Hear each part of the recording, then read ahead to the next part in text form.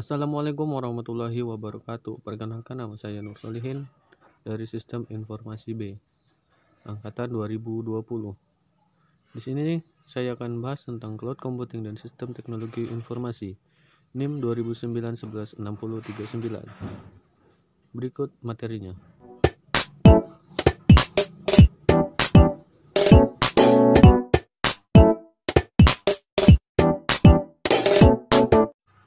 Komputasi awan. Cloud computing adalah teknologi yang menjadikan internet sebagai pusat pengelolaan data dan aplikasi, di mana pengguna komputer diberikan hak akses atau login.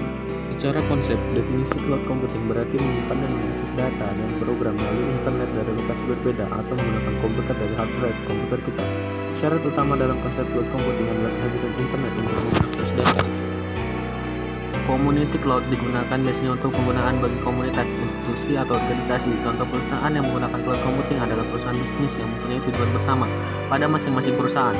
Cloud computing bisa dikelola oleh internal maupun oleh pihak ketiga maupun untuk eksternal dan internal, sehingga dapat meminimalisir biaya pembayaran yang bisa ditanggung.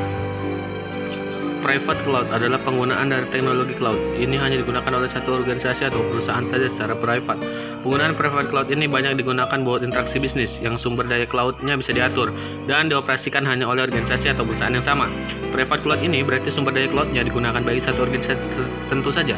Secara private tidak dibagi pengguna organisasi lain. Metode ini lebih banyak digunakan buat interaksi semacam intrabisnis, di mana sumber daya cloud-nya bisa diatur, dimiliki, dan dioperasikan oleh organisasi satu yang sama.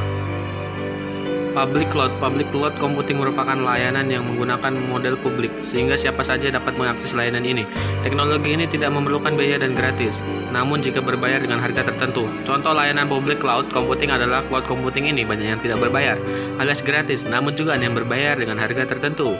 Berikut beberapa contoh public cloud adalah Twitter, Instagram, Facebook, YouTube pada sosial media. Untuk layanan email yaitu Gmail, Yahoo Mail, dengan keuntungan tidak perlu mengeluarkan biaya.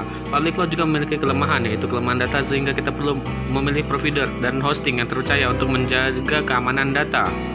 5 karakteristik cloud computing. Yang pertama, on-demand self-service. Pengguna atau konsumen layanan cloud dapat menyediakan kemampuan konfigurasi seperti server, jaringan, dan penyimpanan sesuai kebutuhan secara otomatis tanpa memerlukan interaksi manusia dengan penyedia cloud. 2. Broad network access. Layanan tersedia dan dapat diakses melalui jaringan internet dari berbagai macam platform user, misalnya ponsel, tablet, PC, dan lain-lain. Resource pooling. Cloud provider menyediakan kumpulan sumber daya komputasi yang digunakan untuk banyak konsumen dengan menggunakan model multi-tenant, dengan sumber daya fisik dan virtual yang ditugaskan dan dipindahkan secara dinamis sesuai dengan permintaan konsumen.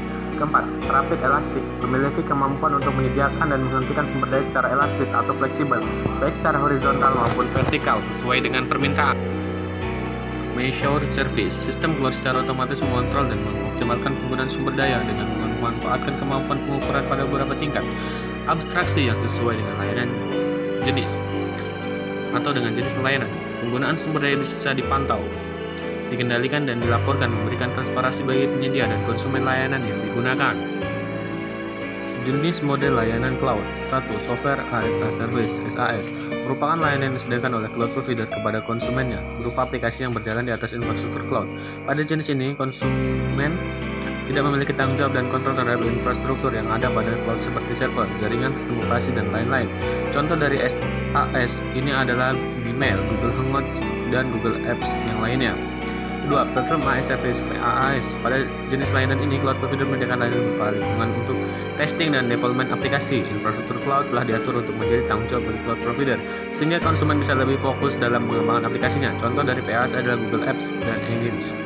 Infrastruktur as a Service (IaaS) merupakan layanan yang paling fleksibel bagi konsumen dalam bangun dan mengatur infrastrukturnya sendiri. Pada jenis ini, konsumen bisa dengan bebas menentukan sumber daya yang diperlukan dalam membangun infrastrukturnya sendiri, sementara cloud provider bertanggung jawab atas manajemen hardware dan perawatannya. Contoh dari adalah Google Computer Engine. Story of Cloud Computing. Setelah cloud computing sendiri baru dikenalkan oleh Amazon pada tahun 2006. Kemudian beberapa perusahaan membangun collection center, sebuah data center yang disewakan dan bisa digunakan bersama untuk sejumlah konsumen, mulai dari perusahaan kecil sampai besar. Di awal 2000-an, Departemen IT mulai menggunakan virtualisasi untuk meningkatkan efisiensi dengan menggunakan virtualisasi terhadap perangkat keras pada data center.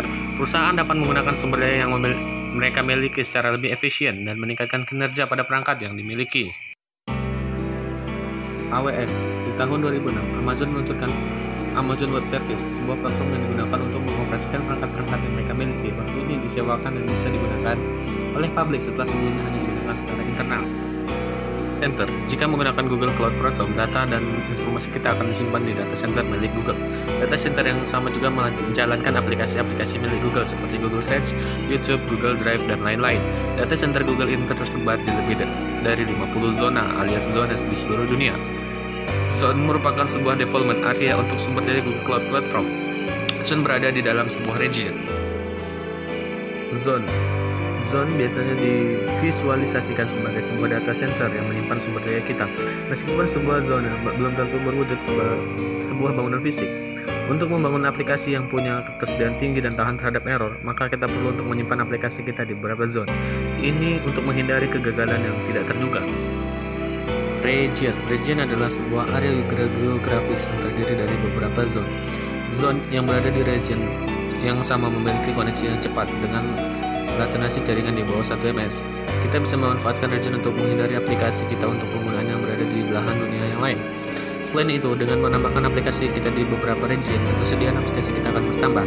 Ini penting dalam situasi gawat darurat yang bisa menyebabkan kegagalan di sebuah region seperti bencana alam. Sistem mengandung arti kumpulan dari komponen-komponen yang memiliki unsur keterkaitan antara satu dan lainnya. Sistem informasi merupakan kumpulan dari komponen-komponen dalam perusahaan atau organisasi yang berhubungan dengan proses penciptaan dan aliran informasi. Teknologi informasi adalah komponen kecil dalam perusahaan karena banyak komponen yang lain, proses dan prosedur, struktur organisasi, sumber daya manusia, produk, pelanggan, supplier, rekan, dan lain-lainnya. Apa itu sistem informasi? Sistem informasi IS adalah seperangkat elemen yang saling terkait atau komponen yang mengumpulkan atau menginput, memanipulasi, memproses, menyimpan, menyebarluaskan output data, informasi, dan memberikan reaksi kreatif, mekanisme umpan balik untuk memenuhi tujuan. Data adalah kumpulan fakta yang masih mentah seperti jumlah pekerja, total jam bekerja dalam seminggu, data inventaris barang, or sales order. Information, kumpulan fakta yang sedemikian rupa sehingga mereka memiliki nilai tambah di luar nilai fakta individu. Proses, rangkaian set tugas yang berhubungan secara logis dilakukan untuk mencapai hasil yang telah ditentukan. Pengetahuan, kesadaran, dan pemahaman suatu informasi dan cara-cara bagaimana informasi dapat dibuat bermanfaat untuk mendukung tugas tertentu atau dapat digunakan untuk mengembalikan sebuah tulisan. Input, mengumpulkan dan menangkap data mentah. Proses, mengubah atau mentransformasikan data menjadi output yang bermanfaat. Keluaran, produksi informasi yang bermanfaat biasanya dalam bentuk dokumen dan laporan. Umpan balik, output yang digunakan untuk membuat perubahan pada input atau kegiatan pengelola. Dalam sistem informasi, pemrosesan berarti mengubah atau mentransformasikan data menjadi output yang bermanfaat. Pemrosesan bisa melibatkan membuat perhitungan, membandingkan data, dan mengambil alternatif tindakan, dan menyimpan data untuk digunakan di masa depan. Mekanisme umpan balik, komponen yang membantu organisasi mencapai tujuan mereka seperti meningkatkan laba atau meningkatkan pelayanan pelanggan. Era komputerisasi, 1960 mini komputer dan manuver diperkenalkan perusahaan IBM ke dunia industri. Kemampuan menghitung komputer dimanfaatkan untuk keperluan pengolahan data demi meningkatkan efisiensi, waktu, dan biaya. Perkembangan teknologi dimulai dengan ditemukan komputer menjadi senjata utama dalam kompetisi. 4 era perkembangan teknologi komputer. 1. Era 1, 1970, era 2, 1980, era 3, 1990. Didukung oleh teori-teori mengenai manajemen perusahaan, merubah pandangan manajemen terhadap teknologi informasi.